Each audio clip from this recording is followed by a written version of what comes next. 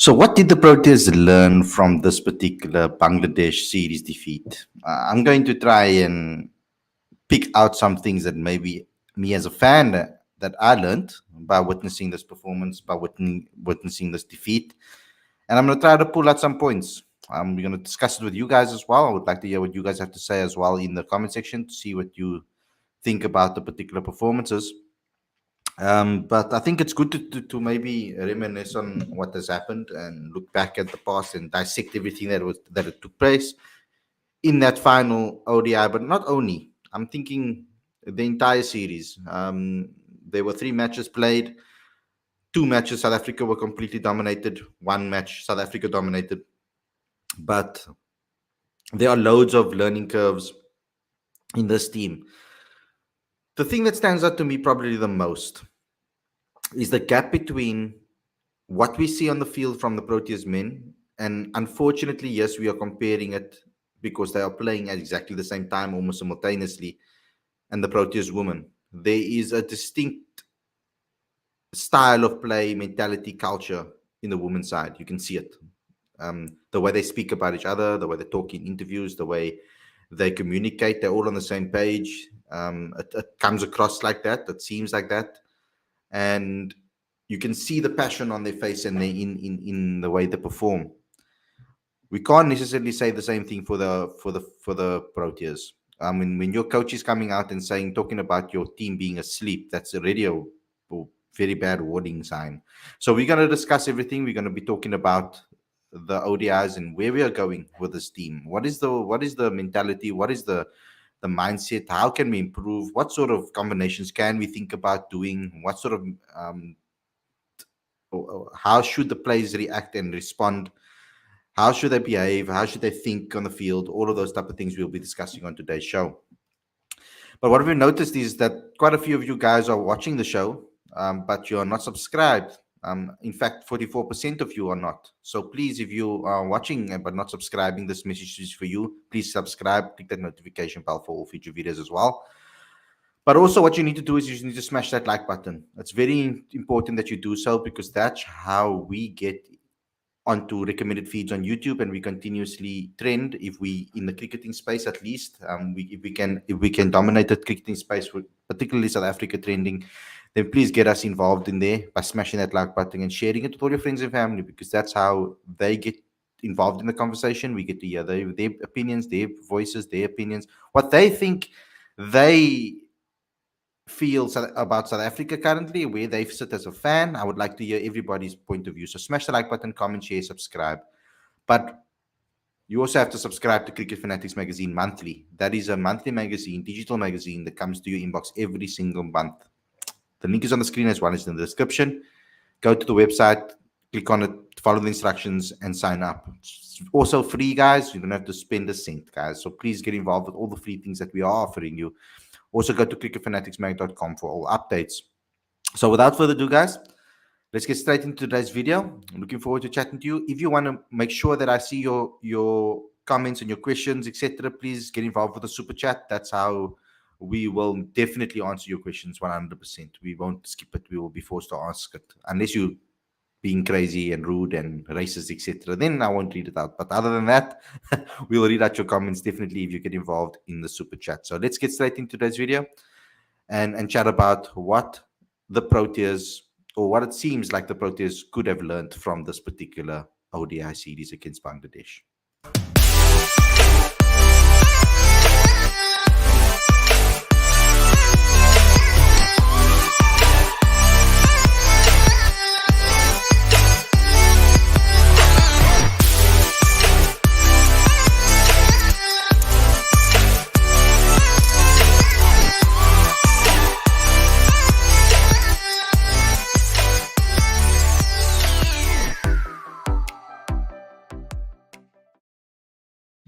Good evening, everybody. Welcome to Cricket Fanatics Magazine. This is your daily show. I'm your host, Khalid Moiden, and this is the show where we talk about all the major talking points in South African cricket. Now, the main talking point currently, and something that it pains to speak about, is that defeat to Bangladesh. 2-1 series defeat, 2 losses at Centurion, 1 win at the Wanderers. two very bad performances, one good performance. It's something that we are sitting with and we are struggling to wrap our heads around. South Africa's first defeat, I guess, to make ourselves feel more comfortable and make us feel a little bit more at ease and acceptant of the defeat. I think a lot of us have just decided that to accept that we are slow starters. And I think a lot of us could accept that first defeat because we automatically assumed that we would come back. We would come back, we'd win the series 2-1, and show improvements instantly. We did in game two. But when Kagiso Rabada afterwards was speaking about how he felt that the team bowled better in the first match, that started sending alarm bells to me personally. I wasn't as confident after after hearing that. So, because what it looked like to me and what it felt like to the players is obviously something that's different. So I think it's something that we must talk about as well. But generally speaking, welcome to the show, Aditya. Generally speaking, when we speak about the Proteas, I think the first step we need to start with, I think we need to first break it up into parts. And the first thing I want to talk about is that overconfidence, um, underestimating Bangladesh. Now, it's very difficult to sit here and say that that's what happened, but there are certain things that were said in the post-match press conference that suggested that that was the case.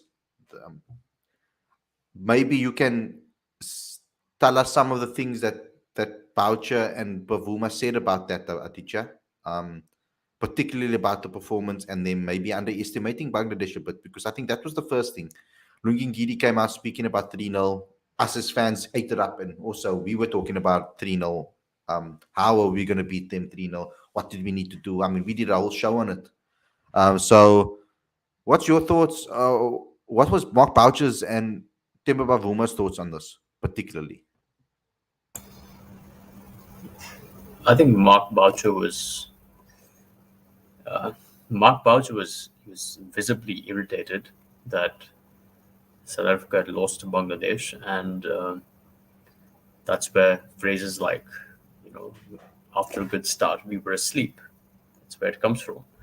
Um, but I think from Timber, he said a couple of times that Bangladesh is not regarded as top opposition, but they displayed a high level of skill. Somewhere that tells me that there was a sense of complacency or overconfidence, but no one is ever going to admit to that.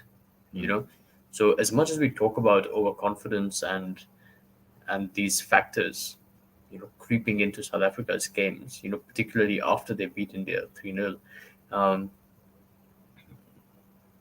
I think it's more valuable to think about, where the deficit in skill was. Because in the first game, you've basically conceded over 300 runs, and the team lacks a template to chase down 300. So I think that's where there's more of a concern for me personally. Yeah. For me, it is the fact that we can't do basics right really irritated me. When the standards drop so low and it's unexplainable,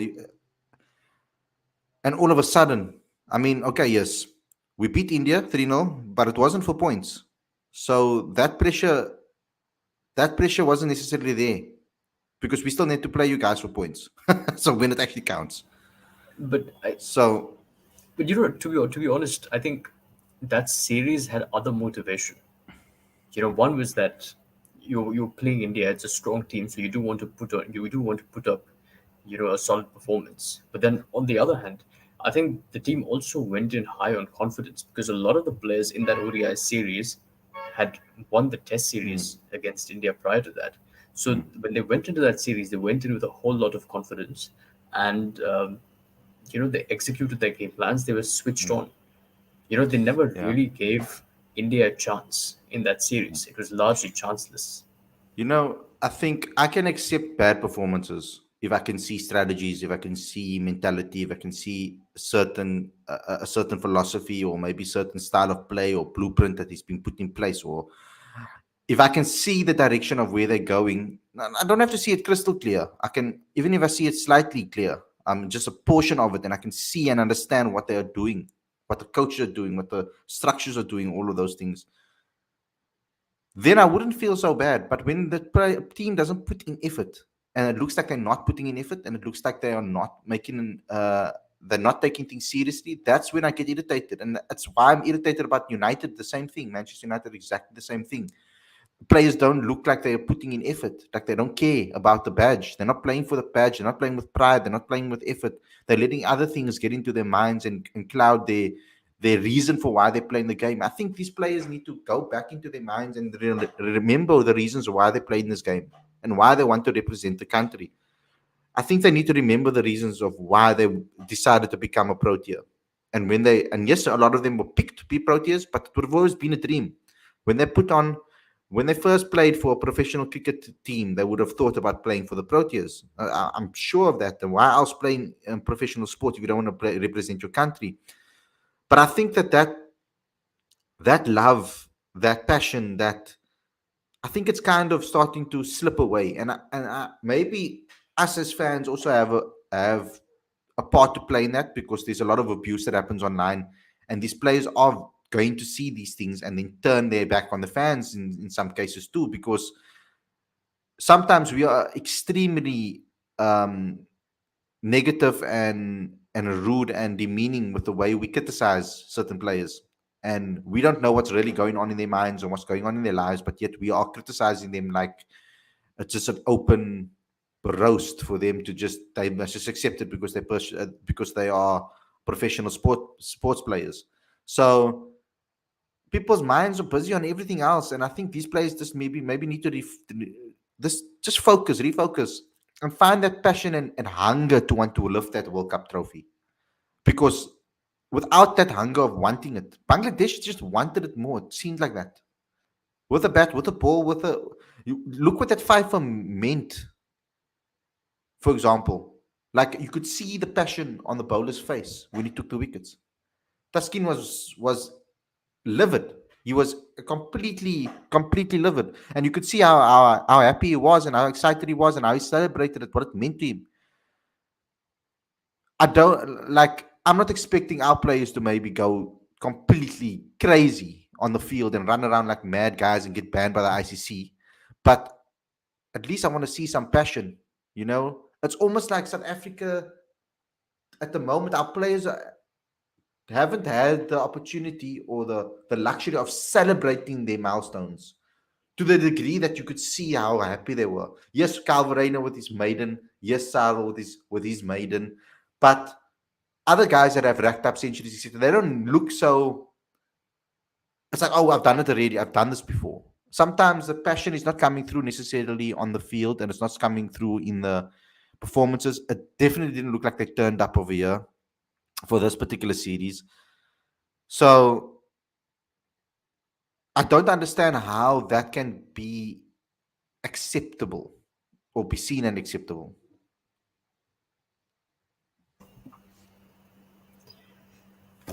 Um, it's hard to point to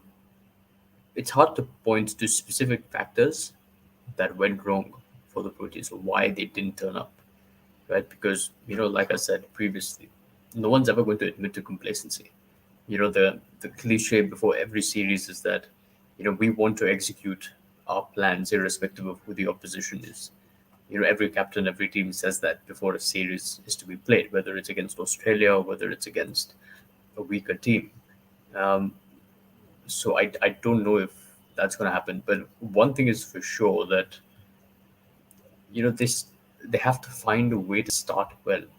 It's gone on for too long that South Africa produced a poor performance in the first game and then bounce back in the second.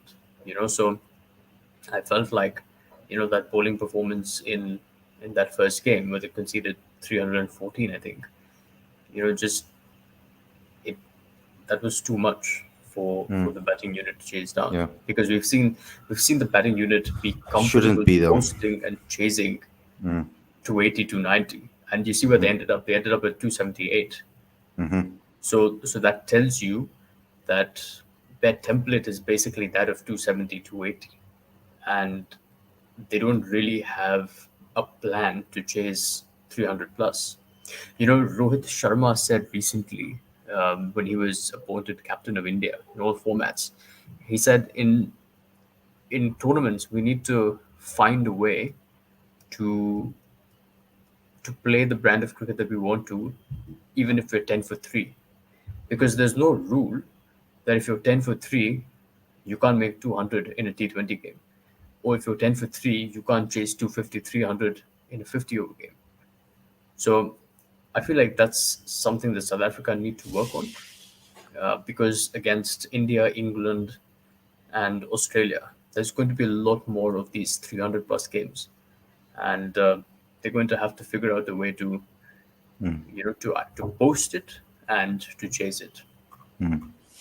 Lorenzo made an excellent point here, actually, in the comment section. We speaks about, are the players still playing for Boucher?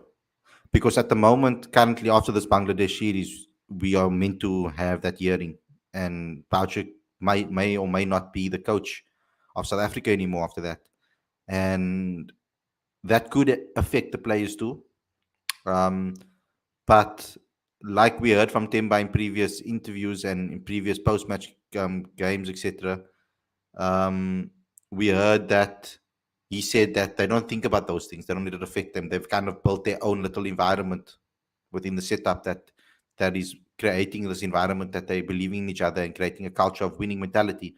We never saw that against Bangladesh, however, in the second in Centurion games. Bangladesh looked a lot more prepared for South Africa.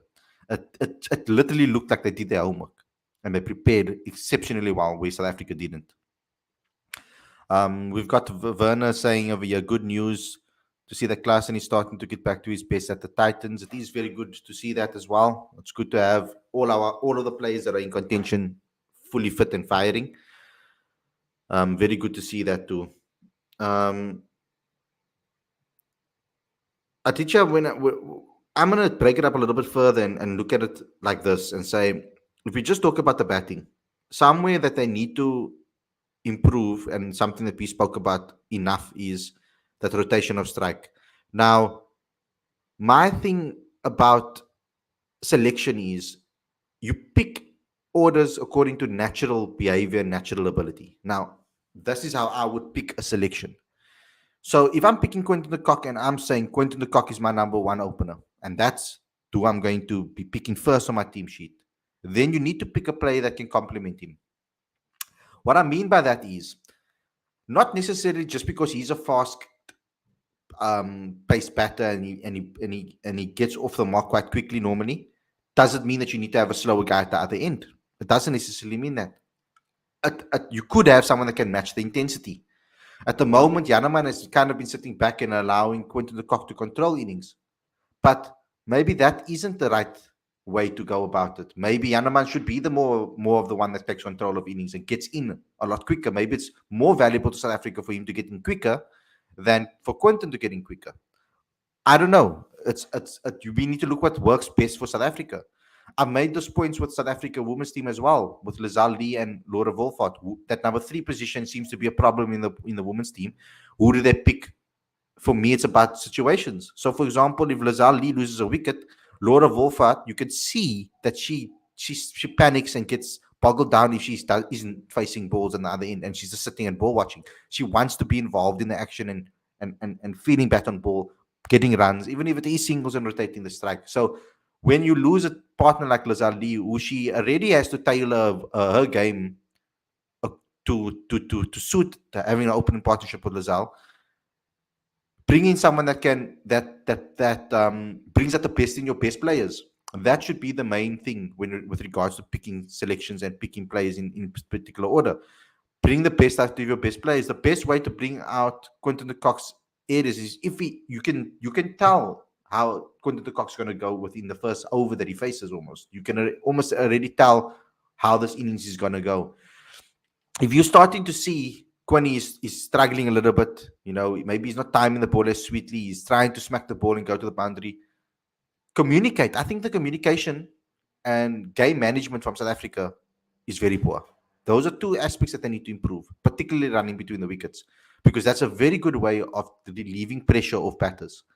And making sure that we can build those partnerships and have those partnerships throughout the batting lineup is so very, very important that they do that, because these days, cricketers are so adaptable. They can move all around. They can move from 4 to 3 to 2. You can see Calvin Rayner never opened in his life, opened for the Proteas. He might not have scored amazingly well, but they get thrown into deep ends and they take the I think T20 cricket has helped them in that, in being adaptable and being able to adapt the games to certain situations a lot more. So I think they're a lot less fearful of trying something that's maybe out of their comfort zone. But what do you think about those points, Saritya? Because for me, like for me personally, I think that that synergy has been lacking. Partnerships and players playing to each other's strengths. You're right about the synergy being lacking. I think that's I think that's a product of the fact that the South African batting order, in its structure, given the natural abilities of the various players in that batting order, is quite disjointed. Because you never really have a situation where a player can just take off, right? In that top order, you take Aiden Markram out of that top order. Between 1 and 6, you have no players who can basically zoom off and score 80 or 40 balls. Right? You have Quinton de Kock at the top of the order at 1, and then you have David Miller at 6. Between 1 and 6, every single player needs a little bit of time to get going. And to a certain degree, I feel like that's a bit of a challenge for South Africa because they don't have alternative ways of scoring, right? Like, to give you an example, if you look at India, Rohit Sharma, he in an ideal situation, he likes to take his time. But if he really needs to take off, if the team is chasing 350, 360, and he needs to take off, he can. Similarly, KR Rahul, in an ideal situation, he'd like to take his time. But if he really needs to take off, he can. Virat Kohli, he's got the fastest 100 for India. He holds that record. And similarly, that's the case with Shreyas Iyer, Rishabh Pant, Hardik Pandya, etc. So I feel like that is a challenge that South Africa is facing right now, and which is why Aiden Markram is such an important part of that white ball lineup. It's unfortunate that he's not in form, but if he really had his confidence high and he was firing in all three formats, Aiden Markram is that missing part in the puzzle, and they really need his power hitting because right now in my view, that's what's lacking for South Africa. And if you have just De Kock and Miller between 1 and 6, more often than not, chasing 320 plus, South Africa will struggle. But don't you feel that our senior players, after the likes of Faf and Dale and Mornay and Vernon and Amla and AB and all of those guys, after they left, don't you feel that our next players in line, senior players, haven't necessarily taken responsibility fully like they should? Like, for But example, David Miller should back up the order. Temba Bavuma, Rasif van der Dussen should be saying, we're the best batters. We need to back up the order. Anybody else we that bring in comes behind us. and that's true to a certain degree. But we have to look at the range of a player. Right now, you look at Hashim Amla and Faf du Plessis, for example. Look, Quinton de Kock is a natural striker of the ball. AB de Villiers is a natural striker of the ball. But within that lineup, Hashim Amla and Faf du Plessis were also incredibly successful. And there was a game in Mumbai, I think, in 2015. The fifth series deciding one day. Where they scored, I think, 439 or something like that. And the highest scorer in that game was Faf du Plessis. He made 133. So the thing is that there's a certain degree of versatility to his batting. Like, we know that he can play that slow, grinding sort of Yeah. innings, but when he really needs to turn it on, he can. And I don't like that's the missing link to me because That first player, like you're talking about Faf du Plessis, AB de Villiers, those guys, the first barrier of our batters that we are selecting for the top six are there. And we tend to do well at picking that 11s, generally speaking, over the years. But I feel what the problem is that next in line, behind, who's coming in next, if one is missing or one is leaving, I want to see a much more um, easier transition into the team than what we're seeing now, where we are just throwing people into the deep end and just hoping one of them take to cricket. We're like, it's literally throwing players in and saying, "Oh God, please, can he come off? Like, please, we don't have a reason why we're playing him just because he has good average at domestic level." It kind of seems like there hasn't been a lot of strategizing when it comes to certain selection processes. We shouldn't be sitting in a situation where you have players coming towards the end of the career and we're still thinking, oh, who should be next in line? Who's going to replace AB? Who's going to replace Faf? Who's going to replace KG? We shouldn't be sitting there thinking of all of these things. We should have those players next in line. I'm pretty sure that India has that. India knows who's going to be the next Yeah. generation coming through. Even if that's not the same 11 that they're going to pick 3 years from now, but at least they have some sort of vision of, okay, we know that these are the next in nine players. If someone else also throws their name in the hat, we'll give him opportunity. But I think that But synergy needs to be improved. I mean, even when we were speaking to Malibonga Maketa at Newlands, off the record here now, of course. I don't feel that been he's he's been given enough to play enough tours for our SAA players, our SA emerging players, and getting them identified earlier by the national selectors. Thus, the national selectors should know who's going to open and who's going to be our next three openers in line. He should know who's on number three and who's our next two number threes coming in. Like he should know if that's our wicket keeper, that's who's our next wicket keeper batter, who's our next pace bowler coming in. Because then we can see consistency. Because when someone's missing, you see consistency in selection. Not what we're seeing. Lutus Pamela gets an opportunity, then dropped out to the side. Then you see the Pavlon in the team. Then he gets left out to the side. Then Utnil Batman's in there. Then he gets left out. Then we've seen Calvarena get opportunities. He gets taken. Zubair Ramza gets an opportunity. Then he gets taken out. No, we need to we need to have more consistency in and planning and strategy. Because when I was speaking to Enoch, that came across that the strategy and the systems are not there for the future. Everything is now. I agree with you completely. And if if you really think about it, the one underlying theme that we've been talking about has been power hitting, right? And we're talking about selection as well. So what are selections based on? They're based on the numbers that you produce in the domestic circuit, right? Yeah. Whatever, irrespective of the standard of your domestic cricket, that's your metric, right? You're going to pick based on what you produce in the domestic circuit. Ryan Rickleton has produced the numbers. We know that he's a stroke maker. He's a natural talent. And not only that, it's the circumstances. We need to look at the circumstances in which they score their runs. Not Yes. only did Ryan Rickleton rack up runs, he racked up runs when the team was under pressure and needed him to perform. Yes. That's very important too, because you can score 100 when the team scored 500 and you score 100 on an easy wicket to bat on. We both teams score 400, 550, or whatever the case may be, and it can look all good. And it seems like, oh no, you did exceptionally well, and it boosts your average to all heights. That's what I was talking about with regards to looking at the stats. When you look at the stats from the one day perspective, you look at Kai Zondo's stats, that 200 has boosted his average so much that he's sitting as one of the top average takers, scorers in the country. But when you look at his consistency, it hasn't necessarily been there compared to someone else that had maybe scored 3, 4 50s in a row in different conditions. That means more to me than one massive score.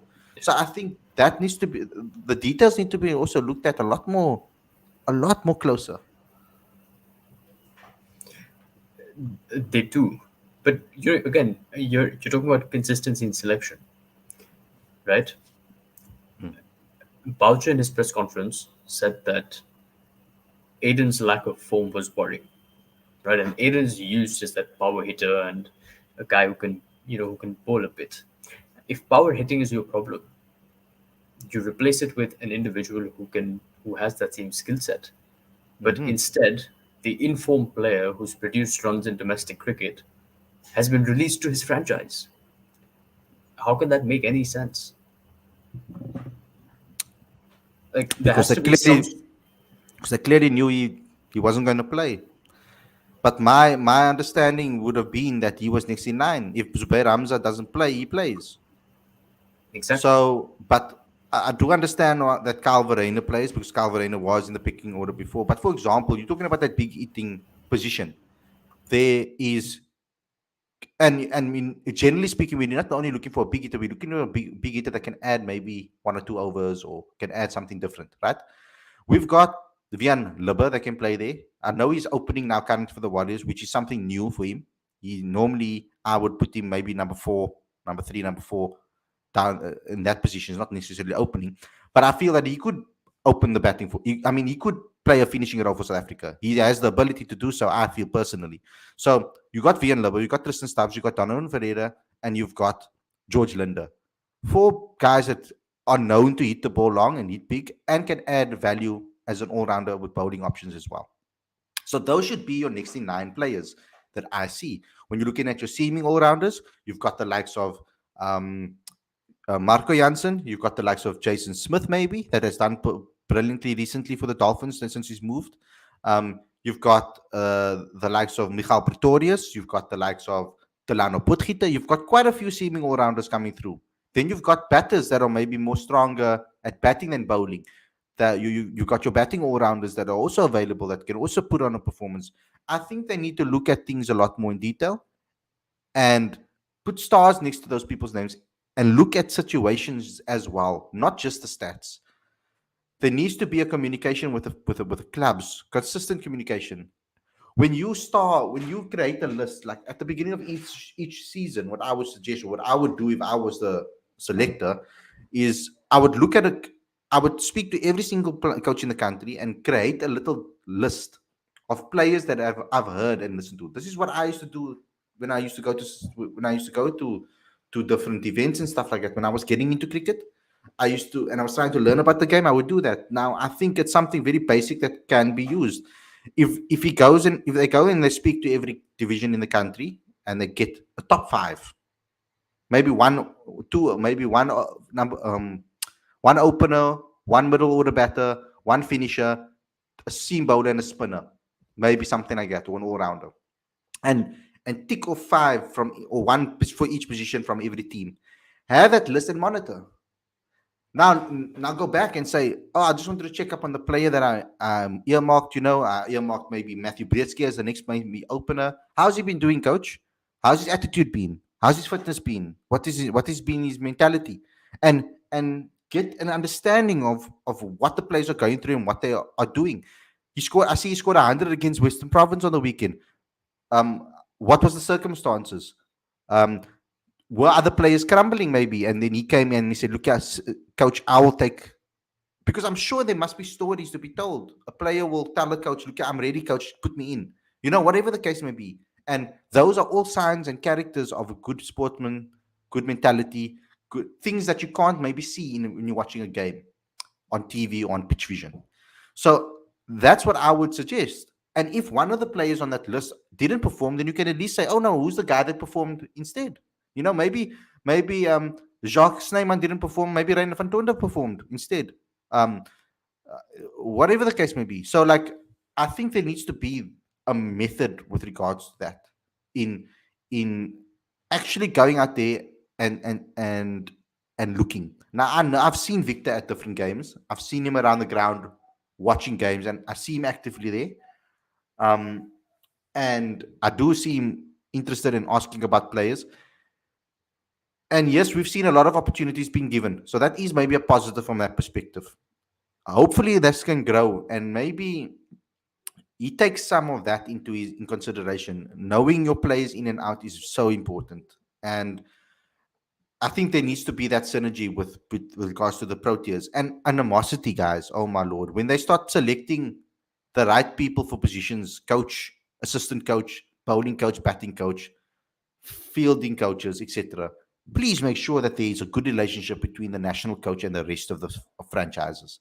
That there isn't this hatred towards, because there was, in some cases, there was a little bit animosity towards Bach Boucher from regards to other places of the just purely by the way Mark Boucher is as comes across, and they might not have been, you might not have friends everywhere around the country, but it would be good to have someone that is in place that has a good relationship with the rest of the franchises, that they can have regular communication, and that he can find out the right things about these players.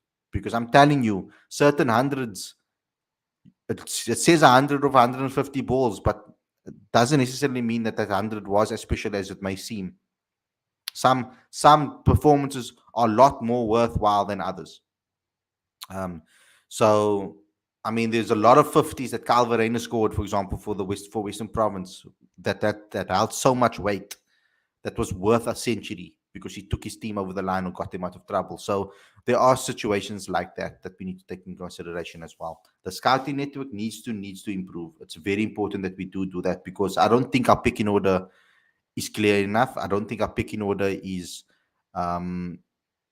You can't be having so many players sitting in South African cricket not knowing where their future lies. And I feel that that's currently what is happening in South African cricket. We have too many domestic cricketers, players of color and white players, sitting and not sure of where their future lies and whether they will ever play for South Africa or not. Those conversations need to take place.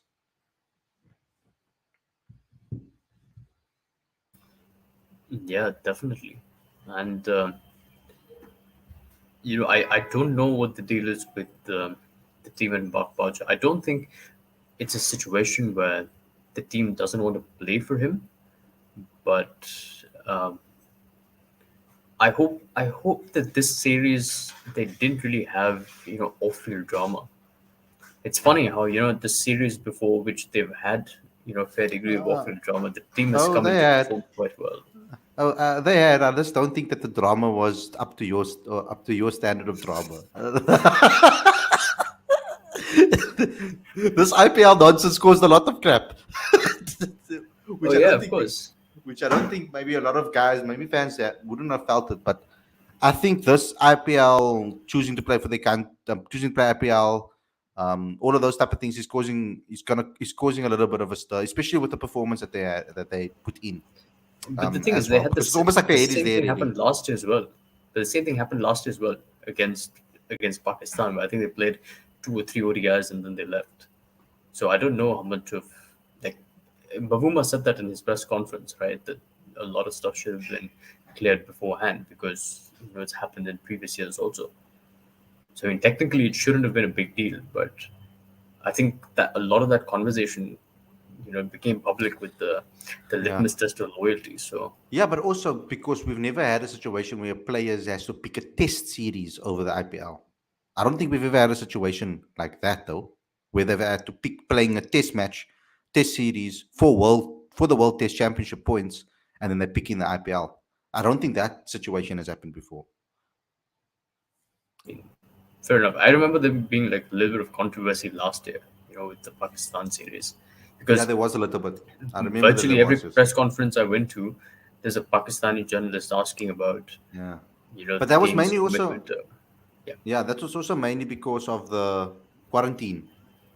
No, because the quarantine yeah, was stricter and you needed to 10 quarantine days. first. Yeah, And yeah, yeah. It was a yeah, lot it's more 10 days. stricter now. Yeah. Bro, South Africa, we know we can walk outside with no mask now, but in the malls you must wear a mask. So that's the rules at the moment. And 50% capacity at stadiums again. So, teacher, when you coming, man? Fair cab. Take us back to the old days. Yeah, Lorenzo. Yeah, actually, I don't understand. I don't know what the. I don't think I got a sense of what really went on there with the IPL and how much of a rift it caused. I don't know. You guys can tell me better, I guess. You see, South Africans are different. Uh, just the way we are when it comes to loyalty, etc. Um, it's funny. We expect unconditional loyalty from our professional sports players, but we don't show the same loyalty to them.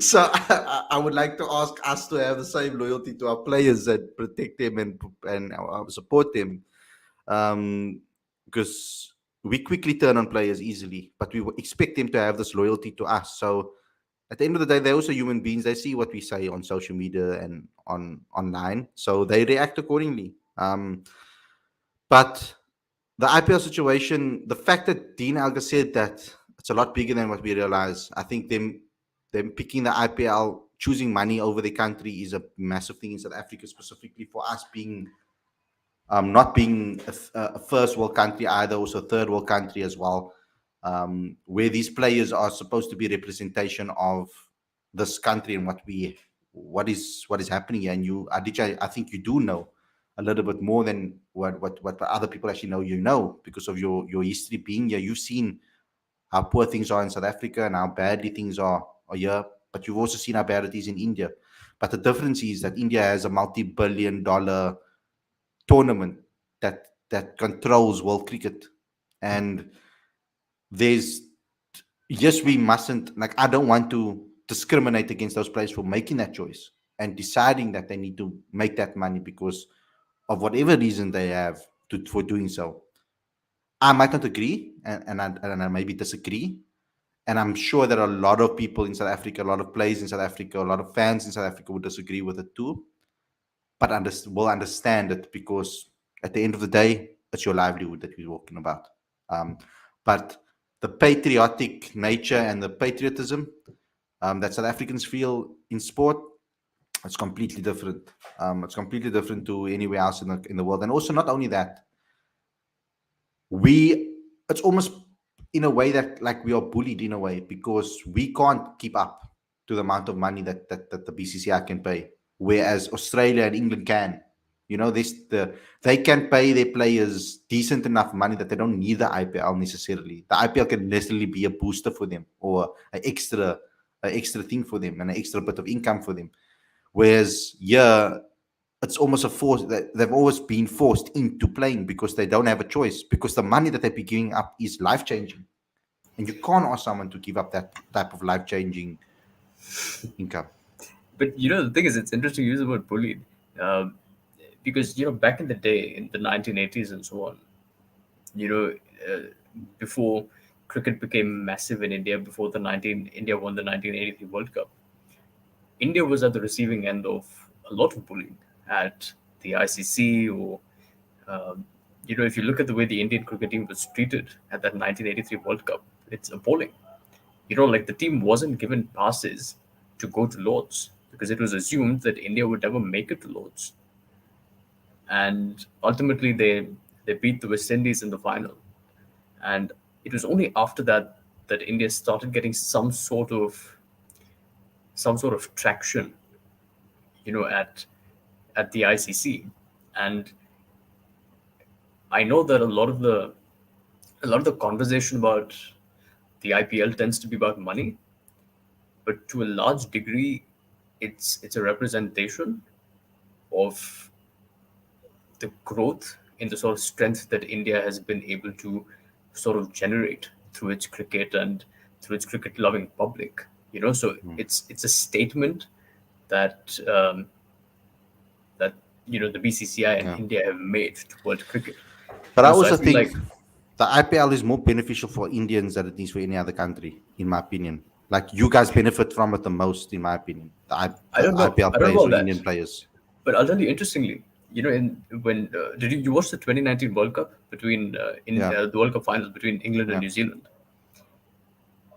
After that final, and I think this was literally at the ground at Lords when Joss Butler and Ben Stokes, they made a match defining partnership. At the end of it, they were asked that, what were you thinking when you're going through this and all of that, and they basically credited the IPL. They said if it wasn't for the IPL, there's no way that we would have been able to do it. Because you got used to the pressure and the whole story with respect to uh, being put in situations where you're constantly uh, in front of like 50,000 people and so on. yeah. I So get the it. fun, It does. I'm not saying that it doesn't benefit. like the funny thing is Like that at an ICC event watched by billions of people at Lords, when you won your country the World Cup, you actually credit the IPL for the success that it has brought you. I think is unbelievable. Like I don't even think I'd see an Indian player do that.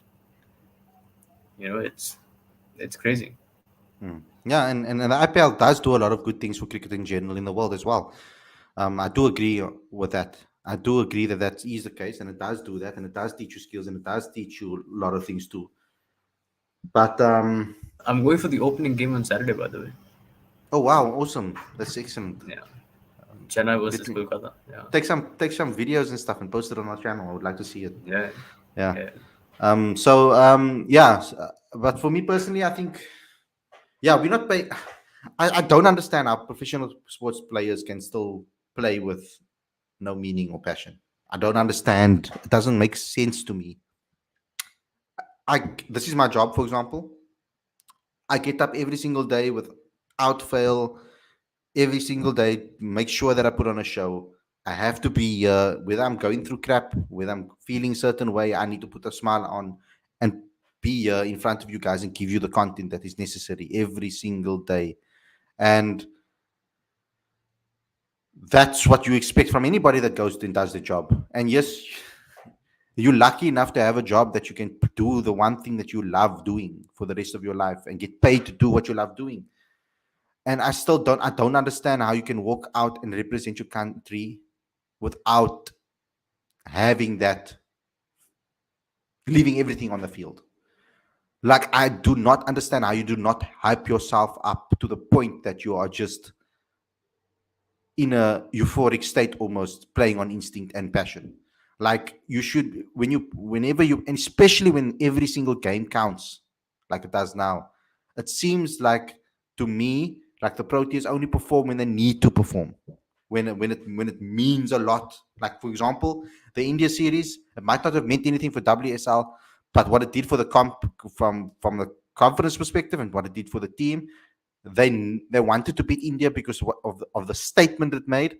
But also, I feel that whenever India comes here and they play against South Africa turn up. But I also think that there is some subconsciously, it's also thinking about, this India, the whole world's watching, IPL's watching. Let me put on a performance against these guys because you need to, because maybe we'll get a contract down the line. That must be in their mind too when they're playing against the top nations. But what we did against Bangladesh was unacceptable. I think that the way they approached it, the way they played, the performance, the intensity, for the coach to say that they fell asleep, it's a disgrace actually, and really, really disappointed by that performance. And I think if there's one thing that we can learn from this, it's playing with passion. I want to see South Africa play with passion and playing with meaning and playing like they like representing your country means something to you. Um, when you were standing in line singing your national anthem, the pride that goes through your heart and through your body, you don't have to show it. Like Marazan Cup maybe doesn't sing, but you can see the passion in her eyes every single time that national anthem is sung. But for example, so I'm just giving an example. The passion that the women's team is playing with is the passion that I expect from the men's team because they've been doing it for longer. It should mean more. But like I said, this women's team is a team that we can be proud of. What they've achieved, the fact that they play domestic cricket without getting paid, the fact that they put everything on the line, their lives on the line, and the amount of sacrifice that they actually have to put themselves through to represent their country should be a motivation on its own. So if our women's team can perform with the amount of passion, no matter what happens now in this tournament, whether we win this World Cup or not, I'm extremely proud of the Proteas women's team. Purely by the approach, mentality, passion that they showed on that field. Even when they were down and out, it meant something. You can see the pain in their face when they're stressed out, when they're under pressure. I don't see that same worry on the faces of our players in the men's side. And maybe that's just my opinion on maybe my view. Maybe I'm looking too deeply into it. Um, let's see how we perform in the test arena. But then again, we are mixing up joys as a Proteas fan. We're mixing up wins that we get in the ODIs, with T20s, with tests, where they are completely two different setups and groups and environments and mentalities. The test arena, the test team has a different vibe feel to it than what the ODI and T20 team has. It's different leadership, it's different mentality, different players too. So we can't look at this test series against Bangladesh as a way to get over the hump. I don't think it's going to be false. What's the word I'm looking for, Aditya? It's going to be we'll be feeding false information to each other or to ourselves or lying to ourselves about how we are progressing, because ultimately we are not. There have been players that stepped up and have performed here and there and done well for South Africa in the men's team. But when I will feel happy is when I'm seeing this Proteas team play as a unit and playing with that passion that they used to play with back in the day.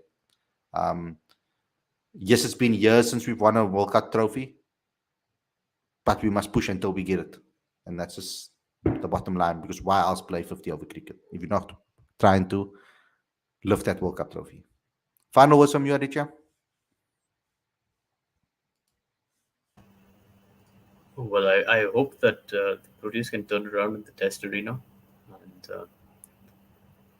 let's see how they go. I think the last thing that anyone would want is for this series results to influence how they play in the Test series, because I do think that if South Africa lose to Bangladesh in that Test series, then I think all of the good work that has been done, in India, New Zealand, and so on, I think people are going to forget that, um, and I really don't want that to happen.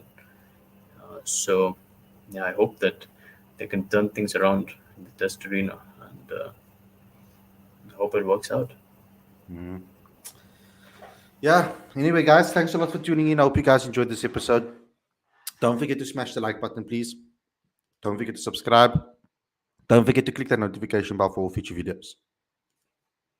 We bring you daily shows, except on a Saturday, which might change if enough patrons get involved. Then I'll maybe be doing Patreon shows, exclusive shows to you guys, only Patreon account members only, or YouTube subscribers only, that are joined as members. We will open up the membership site, etc., and all of those things when we get 3,000 subscribers, guys. We're like 50 away, so please share with all your South African friends and family and Proteas fans out there.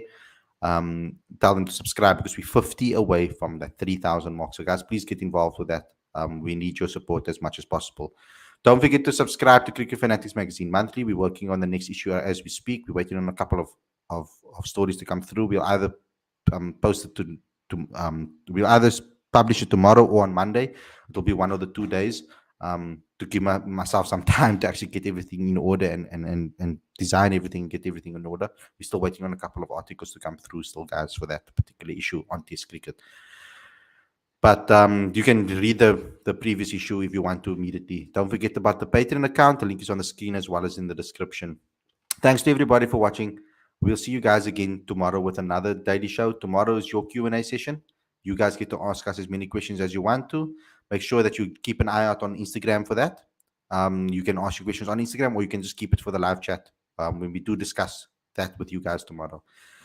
Thanks a lot for watching, everybody. We'll see you guys again tomorrow with another daily show. Take care, and thank you for tuning in and supporting us every single day. We really, really appreciate it. Take care, everyone, and we'll see you again very soon. Enjoy the rest of your evening. Peace.